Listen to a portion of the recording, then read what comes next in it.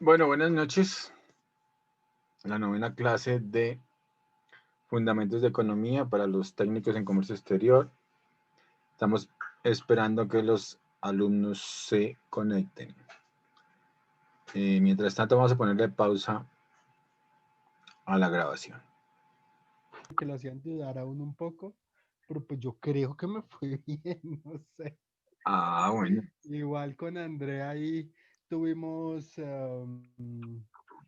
las preguntas que tenemos dudas, ahí como que tratamos como de nivelar un poco. Igual también volviendo a recordar los videos y todo, porque cada uno nos tocó ver esos videos una y otra vez para poderlo entender bien la información, lo que podemos, pero pues no sé, profe, ya usted que nos diga si ya los calificó. No, todavía no los he calificado, pero bueno.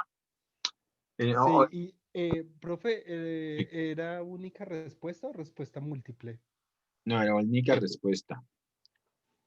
Ah, es ¿Y que hubo una que otra pregunta que dije, esto también va con el ese también siguiente. funciona? Sí, esto también funciona. Por eso, pero fueron como una o dos preguntas, algo así, no fue mucho. Pero sí me pareció una cosa iba con la otra y yo dije, ok, pues se me olvidó preguntarle, pero yo dije, bueno, ya dejémosla así, ya qué carajos. Ya entrado en gastos, ya tocaba ya de una. Sí, no, ya la había convertido en PDF y todo eso. Yo dije, Dios mío, ya las 11 me toca enviarla de una vez. Claro. Ah, bueno. Ah, está bien. Mm, Sí, no, de una. ok, bueno, pues yo creo que deberíamos arrancar. ¿Estás Bueno, viendo, profe, sí, estás viendo la pantalla o no? sí, profe, ya lo estoy viendo. ¿Y estás viendo ahí los 10 principios de la economía? Sí. Sí, el video. Ok, bien, muy bien. Entonces, para, para todos los efectos, aquí hay dos temas bien simpáticos. Lo de hoy son los 10 principios de la economía de Mankiw, de Gregory Mankiw, que es un economista estadounidense que pues es bien reconocido. Ha hecho un libro, ¿no? Precisamente sobre los principios de la economía. Y aquí nos da la clave para él de los principios.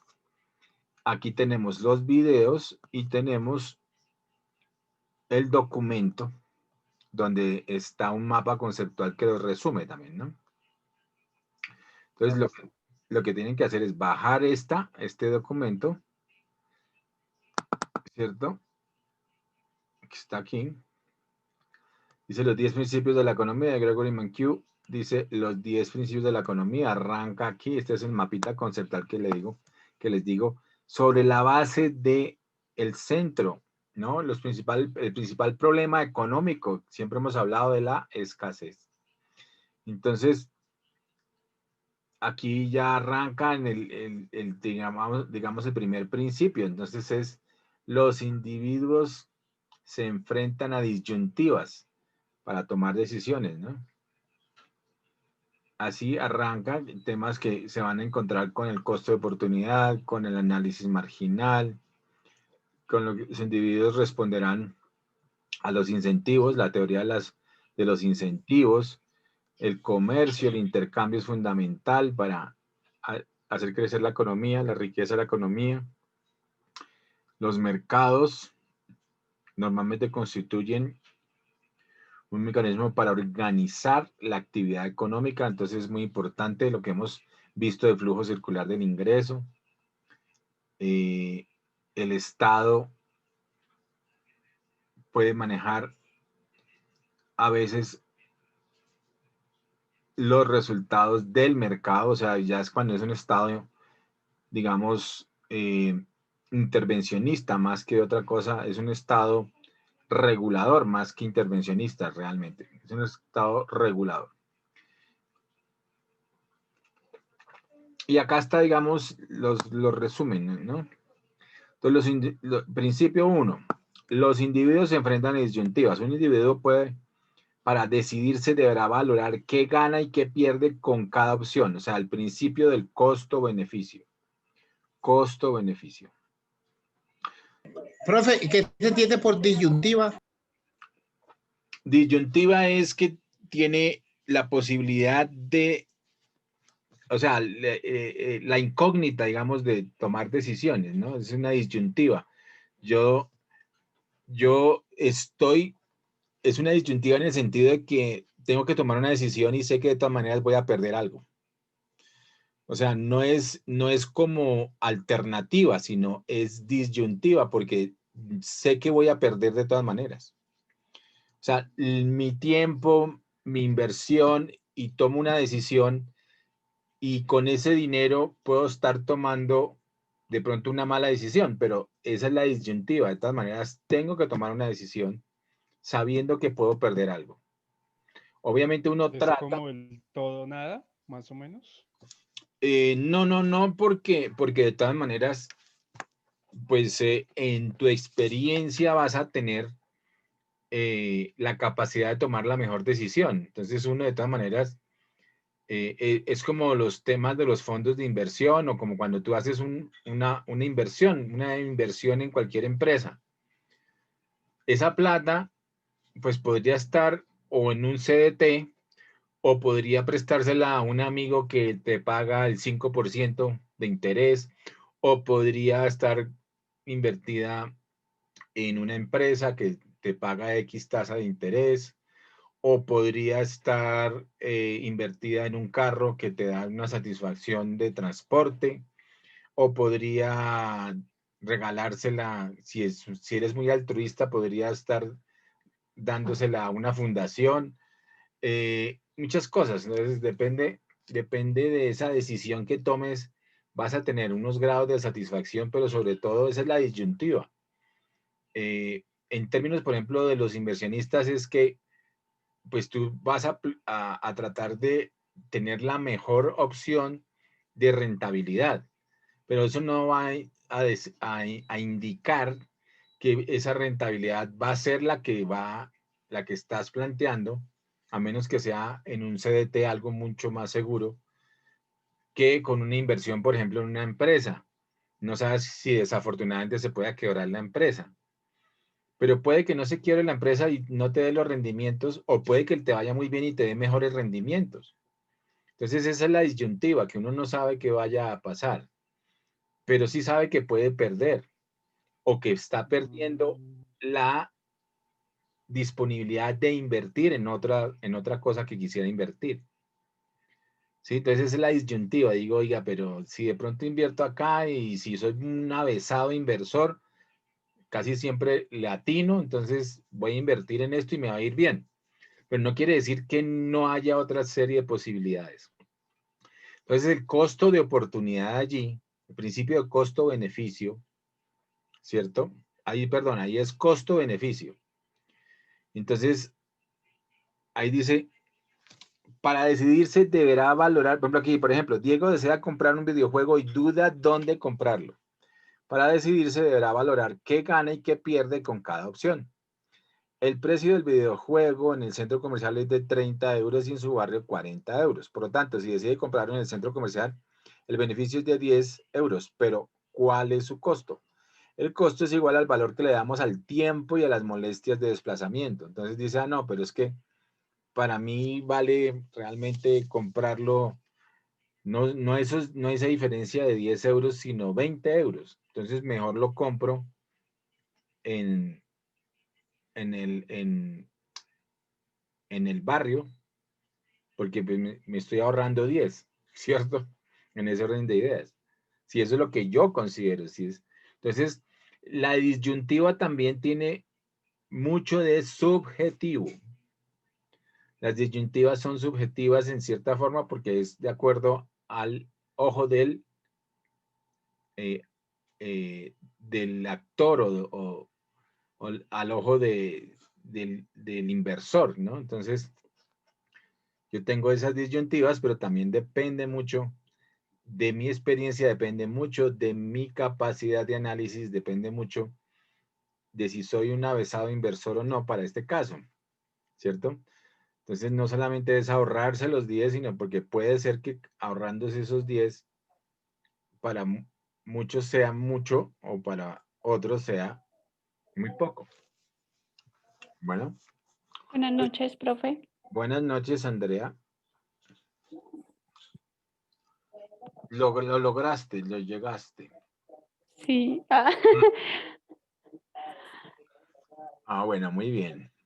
Profe, Señora, una preguntita antes de que inicie la clase. O bueno, de que prosiga. yo ya sí hace rato.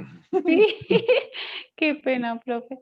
Mi pregunta es acerca de lo del parcial, ¿esas notas no la da al final? Sí, pues todavía no las he calificado Vale, vale, profe. porque estás Ya muy quería. preocupada, te fue muy bien. Sí, yo creo, merezco como un 10. 10 sobre 5, bueno. Sí. Ah, Ay, vale, profe. bueno, listo, pues. Ok, entonces en este principio es el costo-beneficio. Bueno, vamos a seguir el segundo. Dice, el costo de oportunidad de nuestras decisiones. Dice, el costo de oportunidad es el valor de aquello a lo que se renuncia al hacer una elección. El costo de oportunidad es crucial para entender la elección individual. Ejemplo, el coste de asistir a una clase de macroeconomía es aquello a lo que se renuncia por estar en la clase en vez de, puede ser dormir, tomar un café o trabajar. Entonces, el que algo quiera, algo le cuesta, dice, ¿no? El que algo quiere, algo le cuesta, el coste de oportunidad. De algo es aquello a lo que se debe renunciar para conseguirlo. El tercero, análisis marginal. Es, Profe, qué pena, otra cosita. ¿Qué es? ¿qué? ¿Qué es lo que estamos viendo? Qué pena. Los principios de la economía. Profe, qué pena. ¿Cuál es el segundo principio? Es que no me quedó claro el segundo principio el segundo principio El costo de oportunidad. de nuestras decisiones. Sí. Pero no tiene algo así simplificado como el primero, costo-beneficio también. No, el costo de oportunidad. El costo de oportunidad es a lo que tú renuncias realmente para conseguir otra cosa. El ¿El costo, primero es beneficio? el costo-beneficio, que es el primero, tú estás solamente cuantificando, digamos, en el costo-beneficio, tú solo cuantificas el costo directo versus ese beneficio. O sea, el costo directo versus el beneficio. En cambio, aquí, en este, tú cuantificas en el costo de oportunidad, tú vas a cuantificar tanto lo que perdiste como lo que te vas a ganar. ¿Sí me hago entender? Sí, señor. Sí, señor. Entonces, Gracias. ahí haces las dos cosas. En cambio, en el otro solamente haces el análisis versus el beneficio. En cambio, aquí tienes que hacer las dos cosas. Según el costo de oportunidad, lo que dejaste, lo que renunciaste, o sea, lo que no hiciste versus lo que hiciste, el beneficio de lo que hiciste. Entonces, en los flujos de caja de los inversionistas normalmente, ellos buscan es el costo de oportunidad. Por eso hay varias posibilidades de inversión, ¿cierto? Varias posibilidades de inversión. Y entonces ellos hacen el análisis costo de oportunidad. A diferencia de lo que se hace en un negocio normal, que es costo-beneficio. Entonces, estoy haciendo esta labor y tengo tal beneficio, me pagan tanto. Bueno, listo, ese es el costo-beneficio. En cambio, el costo de oportunidad es, si dejara de hacer este tiempo, ¿cuánto me vale el no hacer esto en este tiempo y estar haciendo en ese mismo tiempo tal cosa? Ahí miro las dos cosas. ¿Ok? ¿Sí?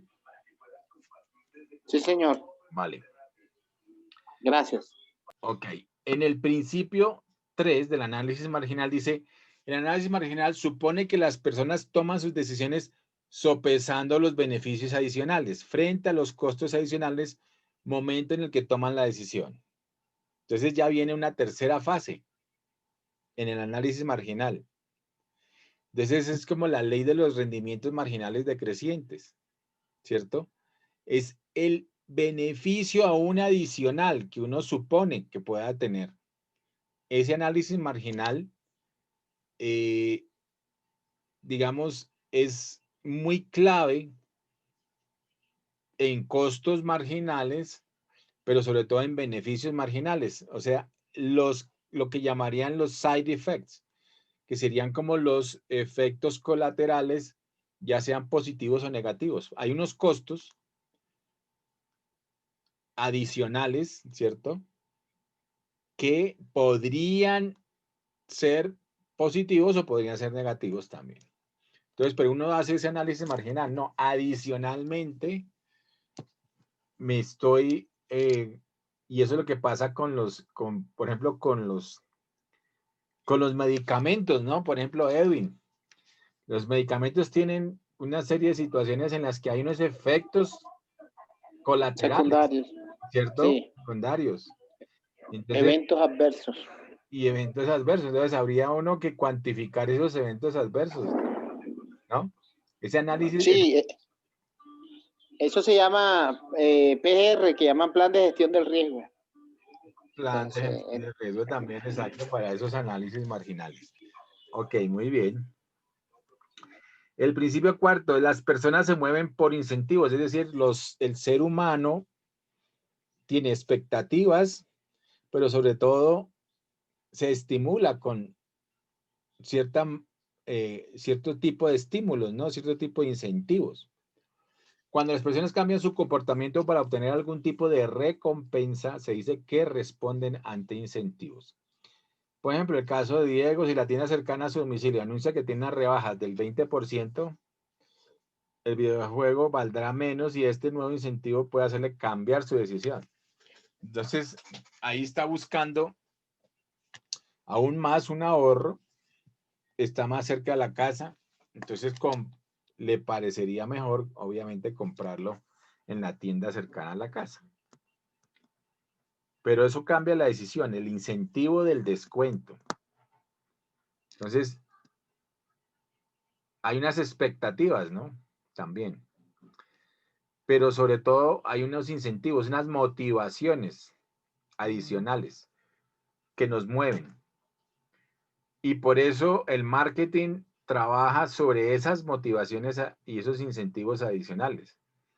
Muchas veces con el tema de las rebajas, a todos nos afecta, ¿no? Muchas veces, no, esta rebaja está buena, entonces la compro, pero a veces lo estoy comprando, pero por ese impulso que ha generado el marketing y ese descuento que ha generado en nosotros una supuestamente oportunidad de compra y de ahorro, pero puede ser es un efecto psicológico más que otra cosa y nos impulsa a comprar, nos vuelve compradores compulsivos muchas veces cuando tienen ese tipo de descuentos, ¿cierto? Entonces los descuentos obviamente es un manejo psicológico, un impulso a la compra.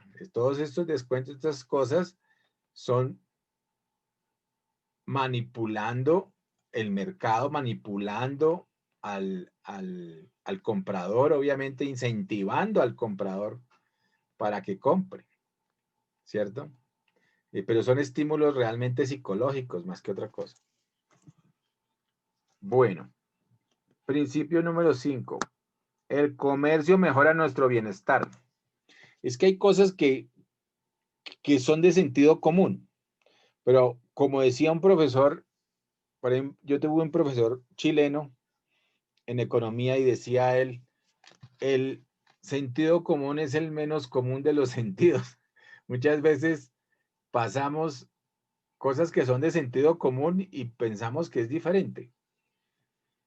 Entonces hay que tener sentido común, pero eso también lo da la experiencia, lo da el análisis y el sentido común hay que mantenerlo y nutrirlo también. Entonces, el comercio mejora nuestro bienestar. Es algo que realmente sería de sentido común. ¿Por qué? Porque si compramos, si vendemos, si se estimula la economía, si crece la economía, la producción de bienes y servicios, hemos visto que el crecimiento de la economía está en el indicador de la producción de los bienes y servicios de una nación en un periodo determinado, es decir, incrementa el Producto Interno Bruto, ¿cierto?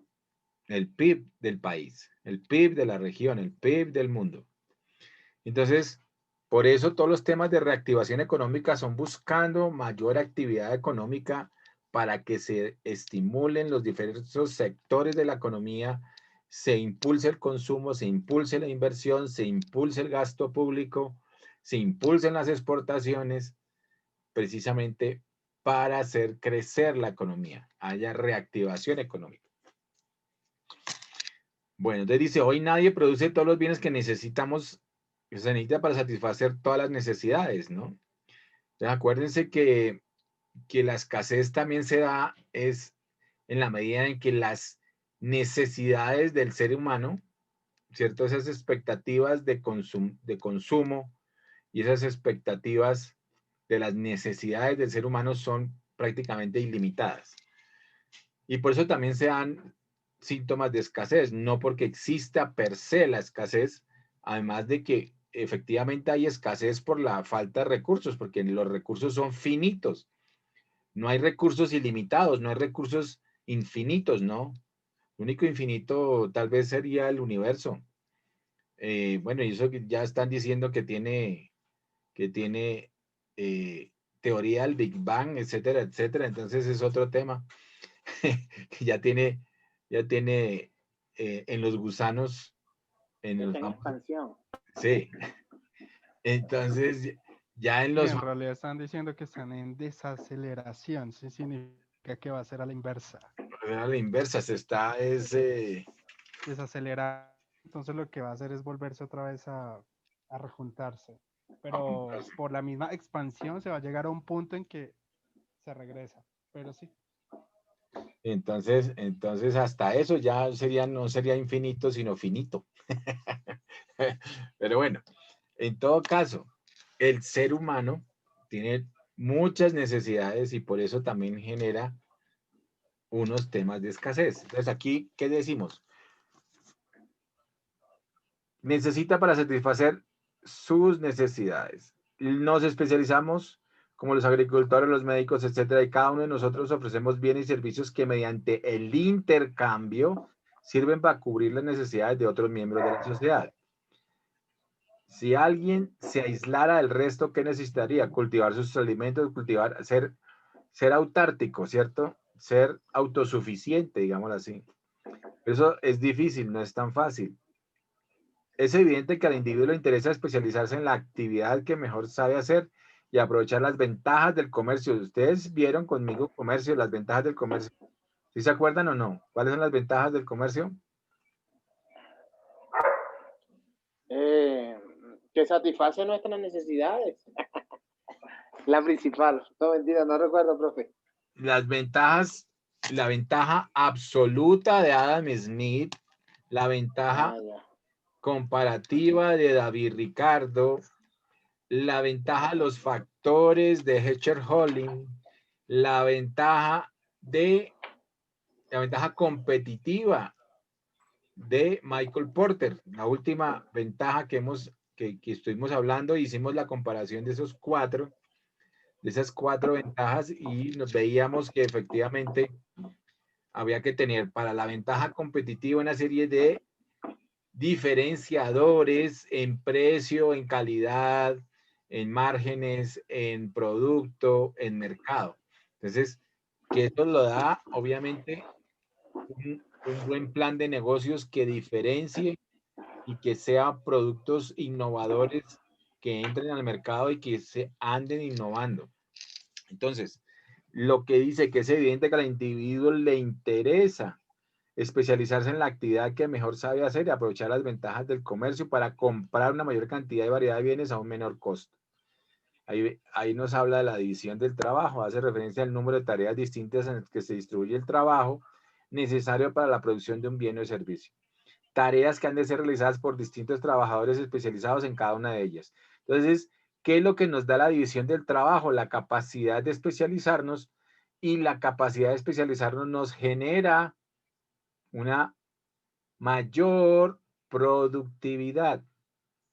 No es directamente proporcional, pero en la medida en la que se especializa y se vuelve un trabajador más experto normalmente y se incorpora tecnología tanto de hardware como de software, pues puede mejorar su trabajo y puede ser mucho más productivo. En esa misma medida, la división del trabajo propuesta precisamente por David Ricardo y explicada por David Ricardo, hace que haya una ventaja comparativa de un trabajador respecto a otro. Esa división del trabajo en la que yo aprendo más sobre mi trabajo y sobre lo que yo hago y genero mejores procesos, que me da una especialización en mi trabajo y mi capacidad de hacer mejor mi trabajo, mis procesos, mis encargos, lo que sea del trabajo. Eso me da una posibilidad de ser más productivo. Al ser más productivo, acuérdense también, que eso lo dijo Michael Porter, nos da la posibilidad de ser más competitivos o mejorar nuestra competitividad, que a la postre nos da esa ventaja competitiva. Entonces es muy importante tanto la división del trabajo, la especialización, como la productividad, porque nos genera la posibilidad de ser más competitivos.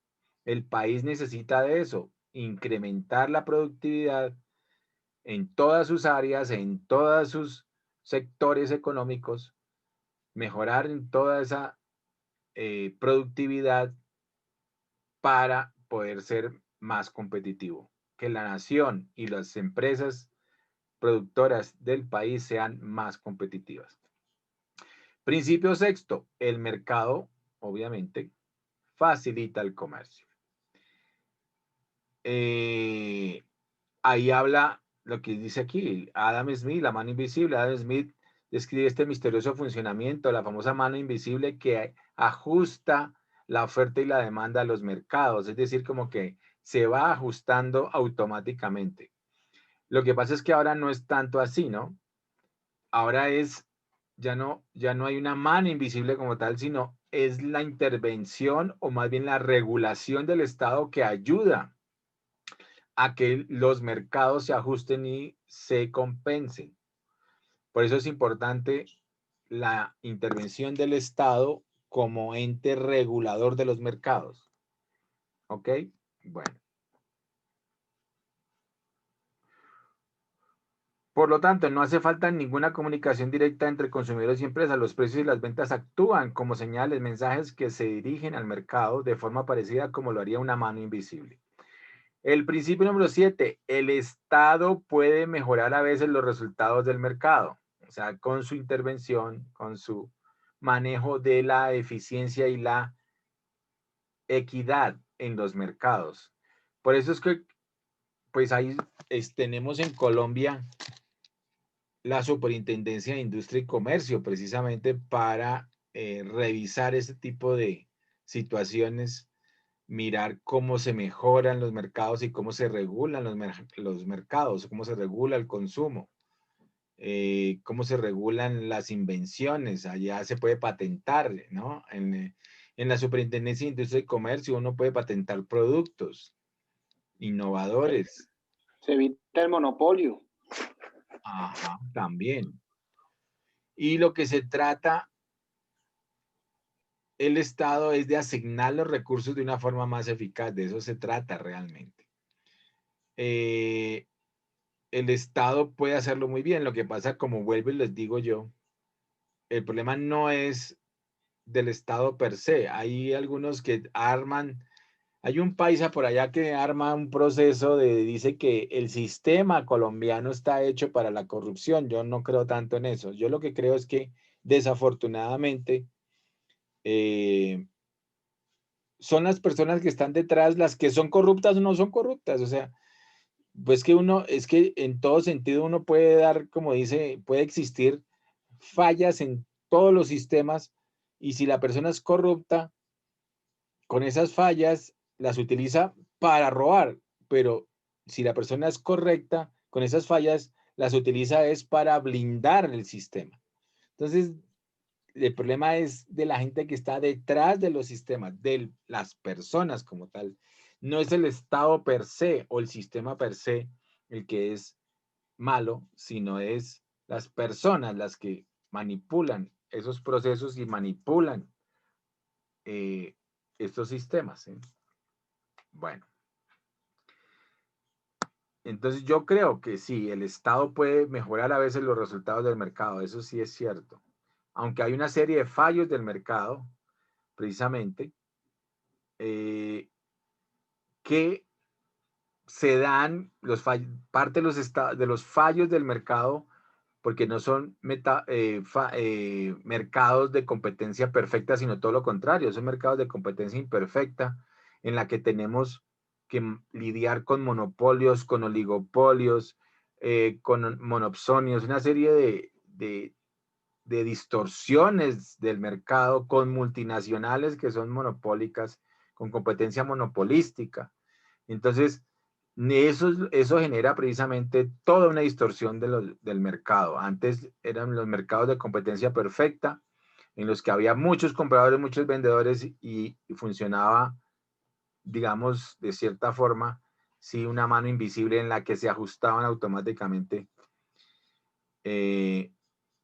los mercados, pero eso ya no se da porque el mercado está distorsionado. Ok, principio número 8. El nivel de vida de un país depende de su capacidad para producir bienes y servicios, ¿cierto? Que hemos hablado del Producto Interno Bruto, ¿no? Dependiendo del tamaño del país y su cantidad de población, se produce una cantidad de bienes y servicios, ya que los productores fabrican de acuerdo al consumo de las personas. La calidad de vida se mide en los países dependiendo de la cantidad de producción, es decir, Producto Interno Bruto, cantidad de bienes y servicios producidos en una región en un periodo determinado, que normalmente es de un año, o trimestrales, ¿no? La medida también es en términos trimestrales comparativos de año a año, en términos reales. Principio número 9. Los precios suben cuando el gobierno imprime demasiado dinero, lo que les comentaba yo. O sea, hay inflación cuando el gobierno imprime demasiado dinero, que fue lo que pasó hace poco, por ejemplo, en Estados Unidos, porque a raíz de la pandemia, pues Donald Trump y Colombia, casi todos los países lo que han hecho es imprimir para solventar la liquidez de la masa monetaria y que podamos tener suficientes, digamos, suficiente moneda circulante en momentos precisamente de iliquidez monetaria. Entonces, lo que se hace es imprimir dinero. No sé si han visto, el año pasado salieron una cantidad de billetes de 50,000 nuevos, cantidad de billetes de 20,000, volvieron a aparecer los billetes de 100,000, que tenían totalmente guardados, pero pues volvieron a salir. ¿Por qué? Porque efectivamente había liquidez de moneda, o sea, no había moneda, es un tema de oferta y demanda monetaria. Entonces, se empezó a guardar dinero, pero también se empezó a mover el dinero que tenía guardado porque no había liquidez. Entonces, el Banco de la República, básicamente, pues lo que hizo fue hacer unas emisiones de moneda para emitir moneda para compensar esas iliquideces, y lo que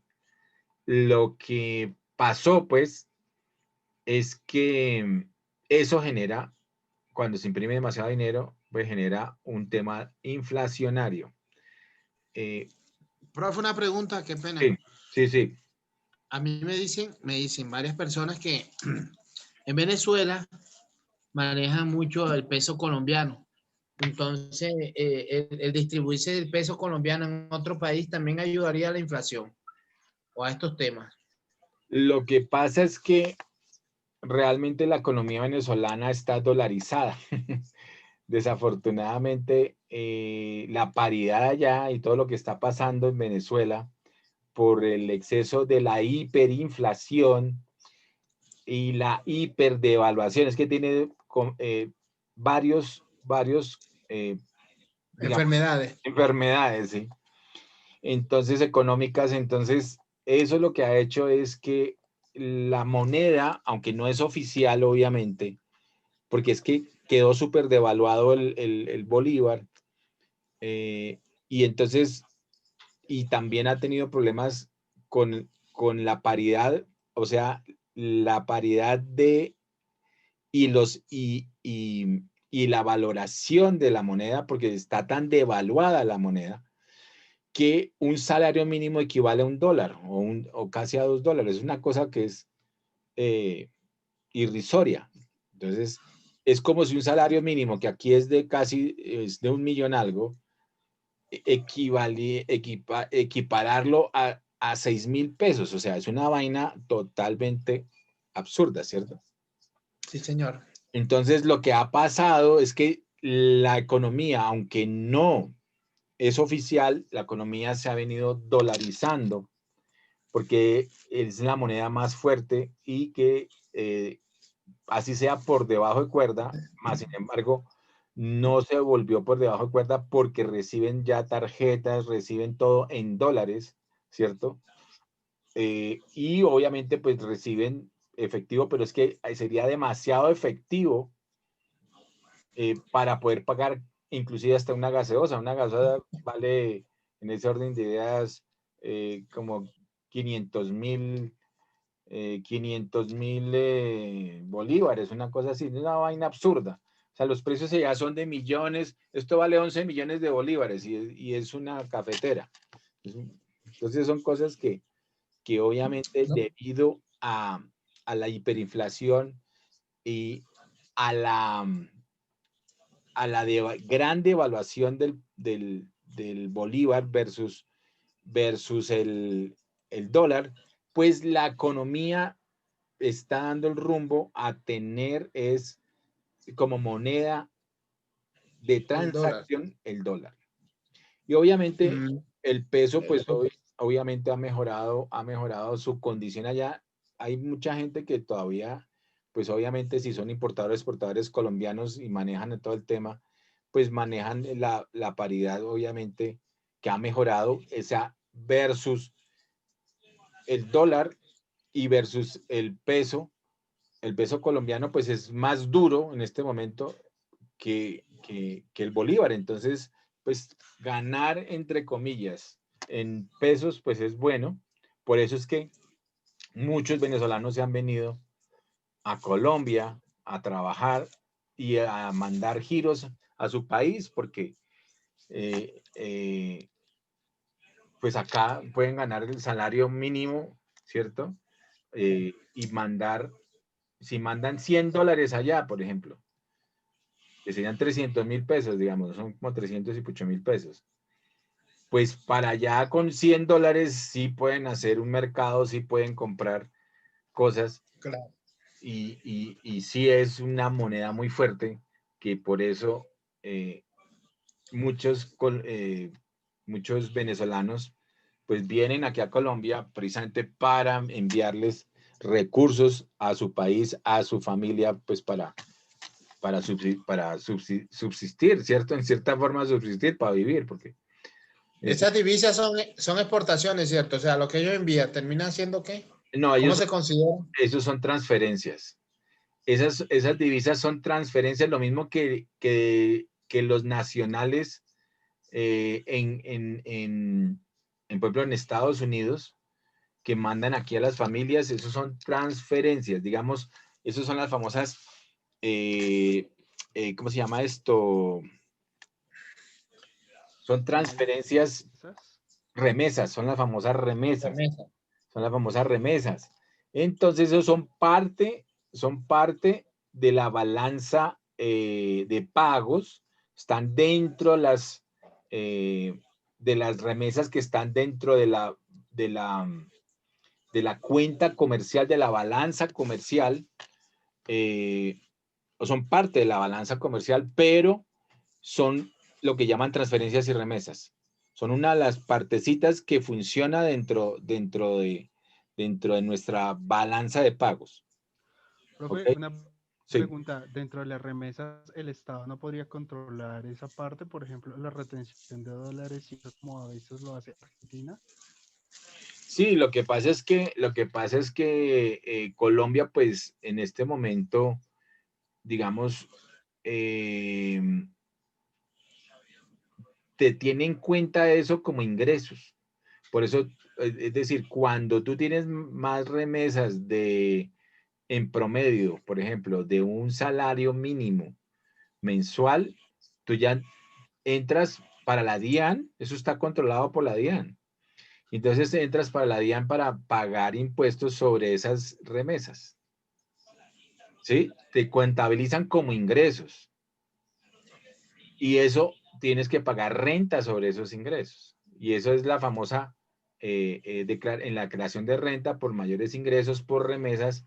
Y entonces cada vez que tú vas a estas empresas como MoneyGram, como de estos eso, de Western Union y todos ellos, Western y, Union. y que mandan estos dineros, te actualizan la información para reportarte si sobrepasas cierto monto de ingresos. Y es para que tú pagues impuestos, para tenerte en la mira de los impuestos. ¿Sí? Pero eso lo controla cierto tipo de países cuando ven que están saliendo demasiadas remesas de su país. Precisamente lo que quería hacer Donald Trump era armar una ley precisamente para cobrar aún más esos dineros que se fugaban de los Estados Unidos por el lado de los mexicanos, porque eso sí es unas remesas grandísimas que salen de los mexicanos y de los latinos en general.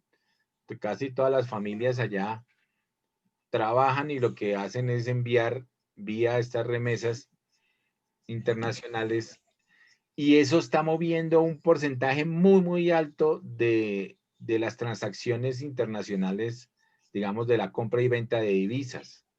Entonces, tiene una influencia muy fuerte en el comercio internacional, en el sentido de que los bancos obviamente también son intermediarios y manejan esos recursos,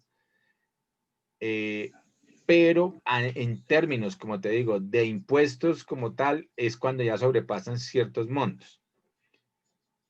Como todo, o sea, tiene una serie de limitaciones y si sobrepasan ciertos montos, te cobran impuestos. Sí, Oscar. Sí, sí, profe. Igual pues tenía mala duda por cuestión, digamos, del estado de Venezuela, ya que supongo yo que el dinero en físico no ingresa, así que harían el cambio en la moneda, ¿no?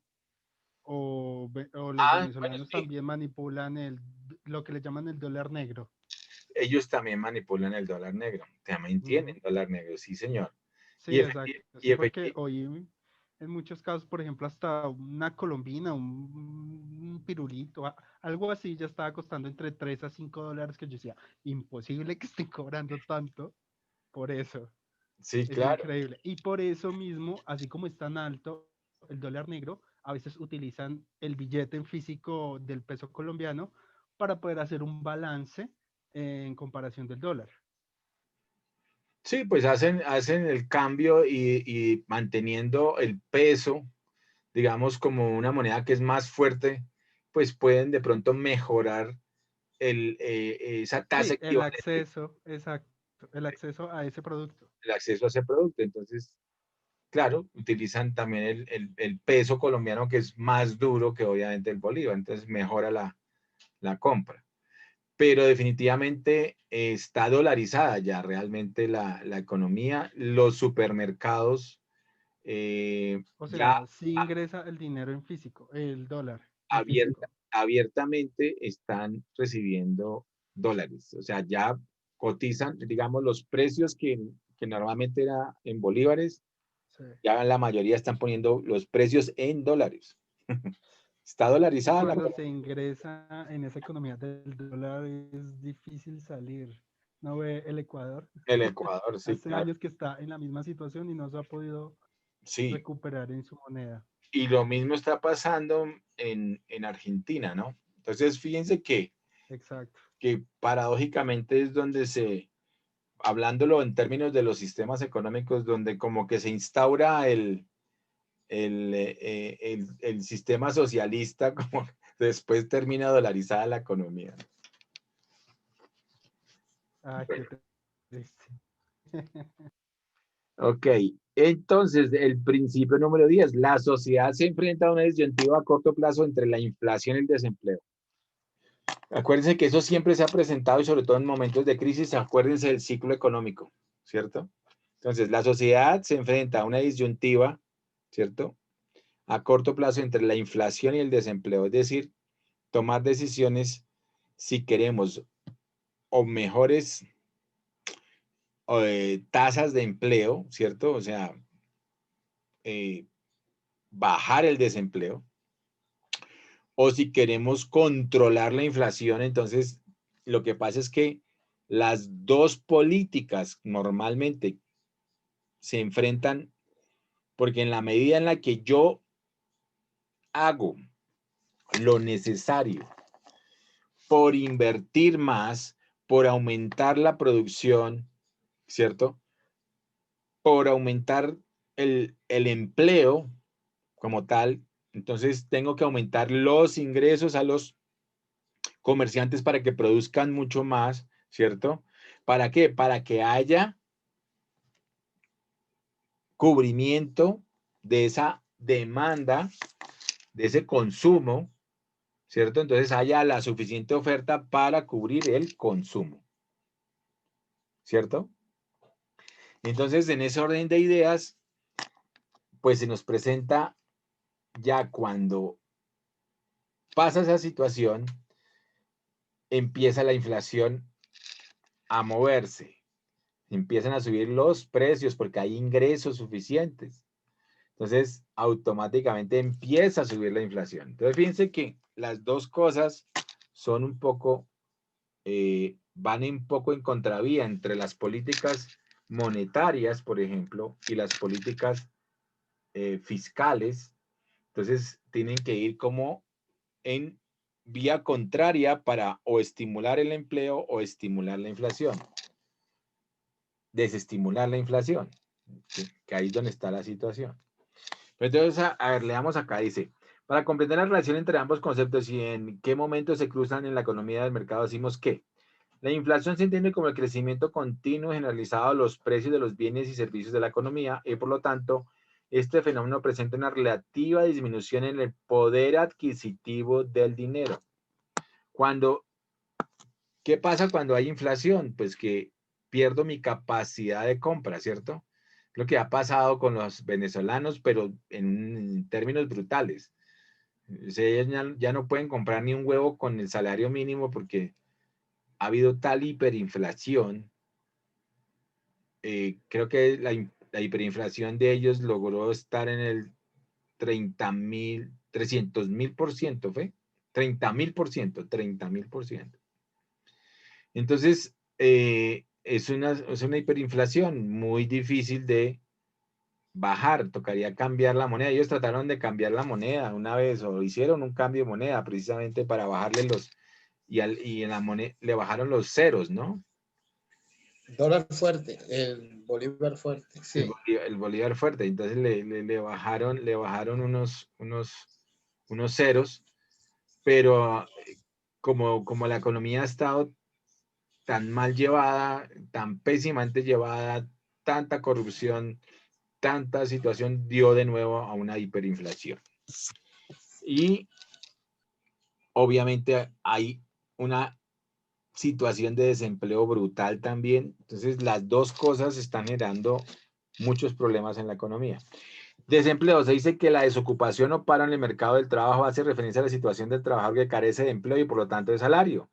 Entonces, si yo estoy desempleado, pues no tengo ingresos y al no tener ingresos no consumo y al no tener consumo, pues la economía no se mueve. Lo que pasó también con la pandemia. Entonces, por extensión es la parte de la población que estando en edad, condiciones y disposiciones para trabajar, población activa, carece de un puesto de trabajo. Teniendo claros esos conceptos y su factor común denominador, que es la economía de mercado, la pregunta sería, ¿cómo influye el comportamiento del uno respecto al otro en la economía de un país? Entonces dice, la explicación reside en la medida que aumenta la demanda agregada, la tensión sobre los precios es mayor y comienza a subir mientras que el paro disminuye. Entonces, a corto plazo, cuando aumentan los precios, bajan los salarios reales. Es así de sencillo. Entonces, yo recibo el salario de $1.000.000 y con $1.000.000 yo puedo comprar, vamos a suponer, un mercado de, vamos a poner 100 artículos. Vamos a suponer. No, pongámosle menos artículos, pongámosle 50 artículos. Entonces, yo con $1.000.000 puedo hacer un mercado de 50 artículos. Cuando se empieza a mover el tema económico y cuando empieza a subir precisamente la demanda agregada, empieza la presión sobre la inflación y entonces aumenta el aumento indiscriminado de los precios, aumenta la inflación y entonces yo ya no puedo comprar los mismos 50 artículos, sino que tengo que comprar 25 con el mismo $1.000.000 que me estaba ganando antes o que me estoy ganando actualmente. Entonces, ¿qué pasa? Pues perdí una capacidad de adquisición en ese orden de ideas del 50%, es decir, que mi salario perdió poder adquisitivo.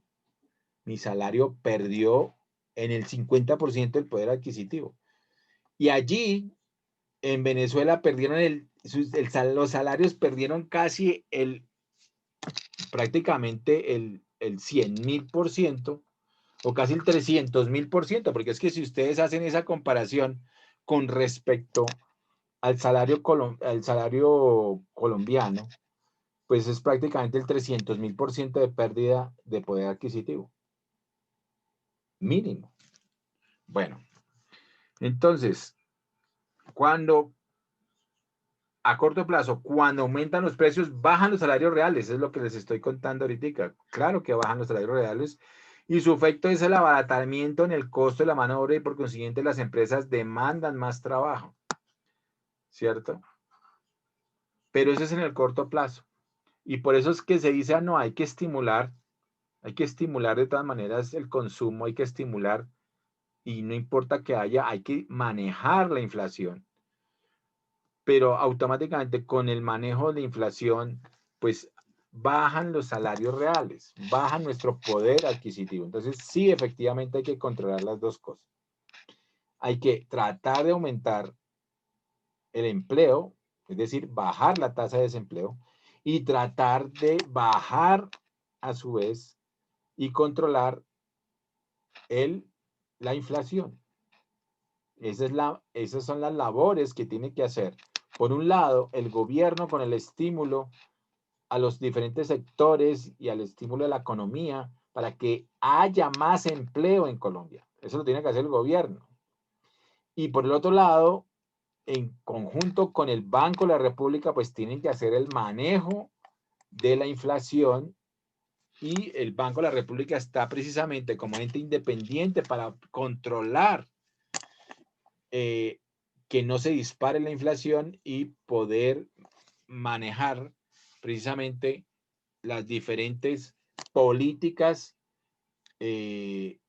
monetarias del país para manejar la tasa de interés, que la coloca precisamente la tasa de interés del crédito interbancario y del crédito de consumo para la sociedad en general. Eso lo hace a través de los intermediarios bancarios, el Banco de la República. Y maneja entonces la tasa de crédito y maneja la emisión de moneda o el M1, la emisión de moneda en circulación, ¿cierto? El manejo. También hace el manejo del encaje bancario, es decir, de la cantidad de dinero que debe tener cada banco, ¿cierto? El encaje, el famoso encaje bancario. Entonces, eso hace el Banco de la República controlando las políticas monetarias del país para manejar la inflación y la tasa de interés del crédito.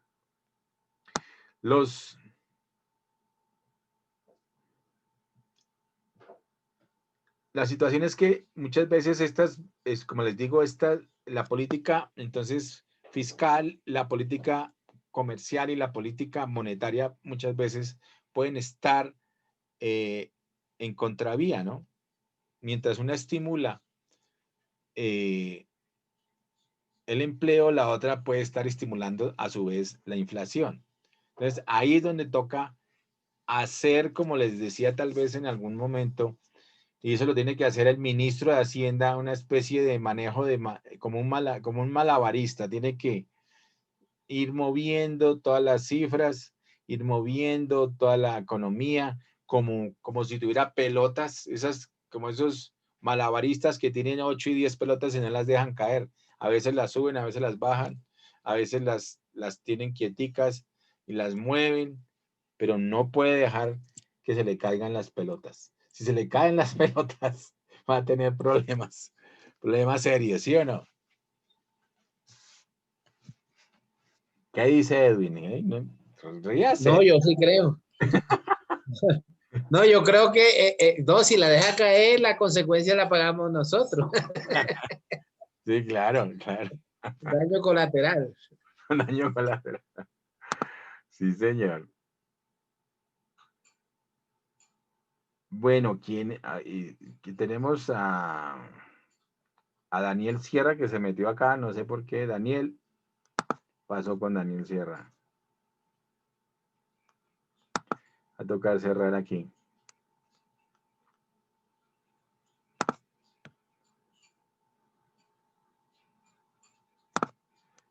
Ok, bueno. Listo, entonces vamos a ver rápidamente este videito. Aquí ya les expliqué, pero veámoslo aquí rápidamente en la plataforma. Ah, bueno, les tengo aquí en la plataforma dos cosas que ya la tienen que bajar, ¿no? Este libro también me parece muy interesante, Las 50 cosas que debes saber de economía. Es un librito bien chévere para que lo bajen y lo miren y lo tengamos ahí. Bueno, Andrea, a bajar este libro, por favor. Edwin, Señor. Kevin, Oscar. Listo, profe. Aquí está este librito. Sí, señor. Ok.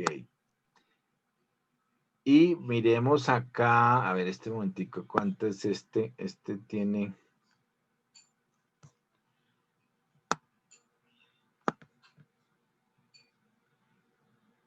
veamos este más bien.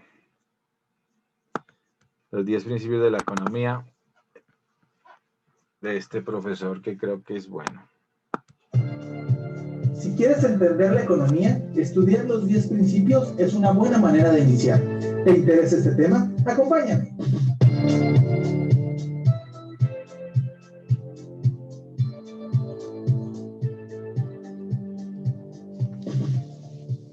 10 principios de economía fueron propuestos por el economista norteamericano Gregory Mann y se dividen en 3 partes. Los primeros 4 hablan de cómo toman decisiones los individuos. Del 5 al 7 se refieren a cómo interactúan los individuos entre sí. Y los últimos 3, cómo funciona la economía en su conjunto. Las personas enfrentan disyuntivas. Este principio se refiere a que las personas en el día a día tenemos que tomar decisiones enfrentando disyuntivas. Las disyuntivas son las decisiones o las opciones que tenemos para elegir. Cuando nos despertamos por la mañana, tenemos la decisión de ponernos la camisa azul o la camisa verde. Y esto es una opción, es una disyuntiva. Como funciona con los individuos, funciona también con las empresas y con los gobiernos. Las disyuntivas son las opciones de elección que tiene cada uno de los agentes económicos. Una empresa enfrenta una disyuntiva si invertir en una nueva línea de producción o contratar más personal. El gobierno enfrenta la disyuntiva si invertir en hospitales o en más escuelas. Estas opciones, que pueden ser 2 o más, son las disyuntivas. El segundo principio de economía es el costo de oportunidad. El costo de una cosa es aquello a lo que renuncias cuando la eliges. El costo de oportunidad se confunde mucho con la disyuntiva. Sin embargo, la disyuntiva es la elección, las opciones de elección. Una vez que eliges B, sacrificas A. Ese es el costo de oportunidad de lo que elegiste. Por ejemplo, si elegí por la mañana ponerme la camisa azul, mi costo de oportunidad fue no haberme puesto la camisa verde. Una empresa que decide contratar más personal tiene como costo de oportunidad no comprar más maquinaria. El costo de oportunidad es a lo que se renuncia cuando se elige una cosa. Tercer principio de economía. Los individuos racionales piensan en términos marginales. Individuo racional se refiere a todas las personas pensantes, o los seres humanos, o las entidades económicas que toman decisiones basadas en lo que a su criterio conviene más. Eso es una persona racional. Y pensar en términos marginales se refiere a hacer pequeños ajustes a un plan de acción. Individuos racionales, entonces, responde a la capacidad pensante de una persona que interactúa con otras y toma decisiones basadas en su conveniencia. Ser marginal significa pensar al margen o pensar en una unidad adicional o en el último cambio necesario en el plan de acción. Los individuos responden a incentivos. Los incentivos es algo que motiva a los individuos a actuar. Por ejemplo, una persona que labora, que trabaja, desempeña esa acción con el incentivo de tener un beneficio, de tener un ingreso o una remuneración económica. Un niño que hace su tarea también tiene el beneficio o el incentivo de tener una buena calificación o bien de no recibir un castigo. De esta manera, los incentivos pueden ser positivos o negativos. Las personas actuamos en base a los incentivos o en base a lo que nos va a traer como consecuencia. El comercio puede mejorar el bienestar. El comercio se refiere al intercambio de bienes y servicios, uno que los produce y otro que los consume. Un ejemplo sencillo, digamos dos personas que habitan en un mismo hogar, uno de ellos tiende a ser muy bueno en las labores de aseo y el otro prepara comida de muy buen sazón. Ellos se pueden poner de acuerdo y de esa manera quien es bueno para el aseo realiza las labores de aseo en la casa y quien sabe hacer comida deliciosa se pone y hace comida todos los días. De esta manera ambos tienen la casa aseada y comida de buena calidad. Así mejoran el bienestar entre sí. De esta manera también funcionan las empresas. Una característica de la economía es que si hablamos de las personas, lo podemos extrapolar a esta misma interacción a nivel de empresas o a nivel gobierno. Una empresa que se especializa en un bien o servicio puede comerciar con otra que se especializa en otra cosa y de esta manera tienen productos de mejor calidad para satisfacer sus necesidades y se especializan únicamente en lo que son mejores. Los mercados son un buen mecanismo para regular la economía. Adam Smith decía que la mano invisible es una manera en que la economía se regula a través de que los individuos pensamos en nuestra prioridad, en lo que nos conviene, en nuestras necesidades, y de esta manera podemos favorecer también a los demás individuos que interactúan en la economía. Por ejemplo, una persona que vende un bien o servicio puede venderlo porque sabe que otra persona lo necesita, pero no lo vende por buena persona o por caridad, sino porque esa actividad le va a retribuir un ingreso. De esta manera vende lo que la otra persona necesita, satisface sus necesidades al mismo tiempo que el comprador satisface la necesidad que está adquiriendo. Séptimo principio de economía y muchas veces el más controversial. El gobierno puede mejorar el resultado de la economía.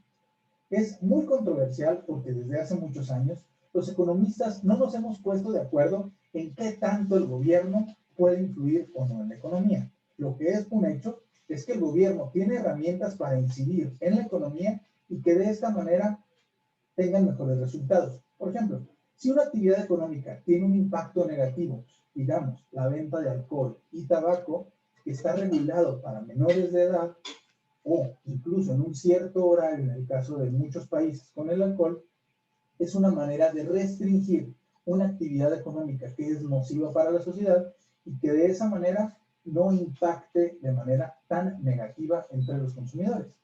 De igual manera, si el gobierno detecta áreas de oportunidad o puntos en donde puede intervenir para mejorar la producción de un bien o servicio o que este bien o servicio lo necesite la comunidad y ofrecer incentivos a los empresarios que lo produzcan, la economía puede mejorar sus resultados. Hacer campañas publicitarias para incentivar a las personas a consumir, ofrecer subsidios, condonar impuestos o bien poner impuestos a lo que se llaman externalidades negativas, que son las acciones del mercado que afectan a la sociedad, pueden ser labores de gobierno para obtener mejores resultados en la economía. El nivel de vida de un país depende de su capacidad para producir bienes y servicios. La producción de bienes y servicios de un país se mide a través del PIB. Desde niños sabemos que no podemos sumar peras más manzanas, pero si queremos saber cuánto produce un país, calculamos el valor de las peras más el valor de las manzanas multiplicando cuánto es su costo por la cantidad producida y la suma de todos los bienes y servicios que se producen en un país durante un determinado periodo se considera el Producto Interno Bruto, Producto Interior Bruto o para los cuates el PIB. Cuando hablamos del PIB, hablamos de la producción nacional o la producción de un país de manera general. Mientras más produzca un país, mientras más bienes y servicios genere, su nivel de riqueza es mayor. Ojo, el nivel de riqueza es considerado una herramienta para medir el nivel de vida. Sin embargo, aquí la economía tiene otras herramientas para medir la desigualdad, porque muchas veces esa riqueza se concentra solo en unas partes o en unas pocas manos. De estos temas hablaremos más adelante. Muchas veces he escuchado la frase, ¿por qué el gobierno, si tiene la facilidad de imprimir dinero, por qué no lo hace en vez de cobrar impuestos? Incluso, si el gobierno imprime más dinero, podemos acabar con los pobres. Esto es precisamente el noveno principio de economía, que habla que mientras más dinero se imprima, más inflación se genera. Lo que pasa en este fenómeno es que cuando hay más dinero en circulación en una economía, los consumidores traen más dinero. Cuando los consumidores traen dinero, adquieren con mayor facilidad bienes y servicios.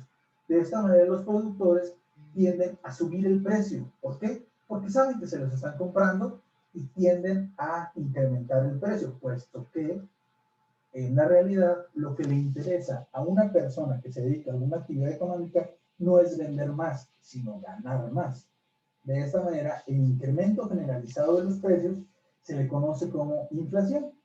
Y si se produce mucho dinero, pues se genera inflación. De esta manera, el gobierno también tiene herramientas que se le conocen como política monetaria, en donde se regula la cantidad de dinero que se imprime para de esta manera proveer a la economía del dinero suficiente sin que genere un problema de incremento de precios. La sociedad enfrenta una disyuntiva a corto plazo entre inflación y desempleo.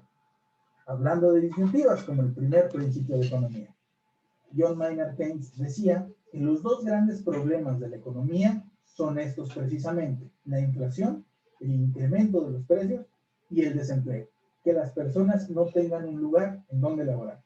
Ambos son igual de indeseables para una economía. Se ha demostrado a lo largo de la historia que no pueden coexistir estos dos elementos, salvo un caso específico de la Gran Depresión en la década de los 30. Sin embargo, cuando por alguna razón los precios suben, hay más dinero en circulación. Esto hace que también haya más producción de bienes y servicios y por lo tanto se requiera más mano de obra y se combate el desempleo. Punto bueno, combatimos el desempleo, pero por otro lado se genera inflación. Por otro lado, si combatimos la inflación mediante el control de los precios, se genera algo de ilusión monetaria, en donde los productores tienen menos dinero que entre sus cajas y de esa manera intentan optimizar recursos. Y una manera de optimizar recursos es reducir las horas de trabajo. Y a esto se le conoce como desempleo. Si el video te gustó, déjame un me gusta y hazme saber de qué tema te gustaría que hablara. Bueno, muchachos, ahora sí pongámonos todos en video chun. Oscar, Andrea. Andrea está durmiendo. ¿Qué pasó con Andrea? No, profe, yo no estoy durmiendo, pero tengo una cara de... A ver, Andrea. Oscar también está durmiendo. Oscar se perdió. Oscar. Oscar se quedó dormido. Oscar sí se quedó dormido. Va a tocar ponerle falla a Oscar porque no se está dejando ver. Oscar.